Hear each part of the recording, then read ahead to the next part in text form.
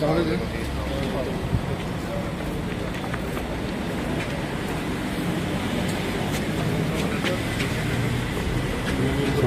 پھر منڈے کو آئیں گے. اچھا تو کیا ان کی طبیعت میں کچھ بہتری ہے پہلے سے؟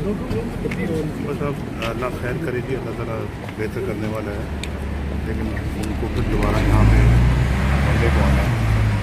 تو ابھی ڈاکٹر سے اجازت لی ہے کہ ہم اپنا یہ ویکینڈ پہ ان کو کر لے جائیں. سر کورٹ میں آئیں گے, کورٹ کا جو ایگزمپشن بھی آپ کو آج ریجیکٹ کر کے کیسے دیکھتے ہیں؟ ایسا ہوتا ہے, کبھی کبھی ایسا ہو جاتا ہے زندگی میں, اور زندگی کے سب اتار چڑھاؤ ہیں, اور ان کو اپس اینڈ ڈاؤنس کہتے ہیں زندگی کے.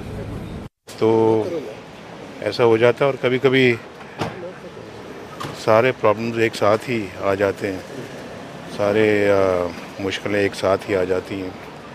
تو کوئی نہیں, اسی کو زندگی کہتے ہیں, فیس کرنا چاہیے. اور آپ اگر حق پہ ہوں تو پھر حق پہ کھڑے ہونا چاہیے.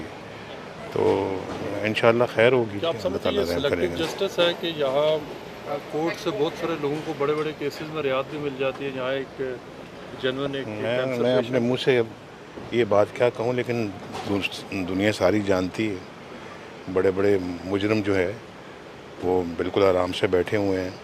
کوئی باہر بیٹھا ہوا ہے, کوئی ملک میں بیٹھا ہوا ہے, اور ایک ایسا شخص جس نے اپنے بیٹے سے تنخواہ نہیں لی, وہ وزارت عظمیٰ سے بھی فارغ ہے, وہ اپنی پارٹی کی صدارت. یہ پہلی دفعہ دیکھ رہا ہوں کہ پاکستان میں جو چیزیں کبھی فوجی مارشل لاؤ میں نہیں ہوئیں, وہ آج کل ہو رہی ہیں, اور وہ بھی سپریم کورٹ بنتا ہے ججز سے, عدالتوں سے.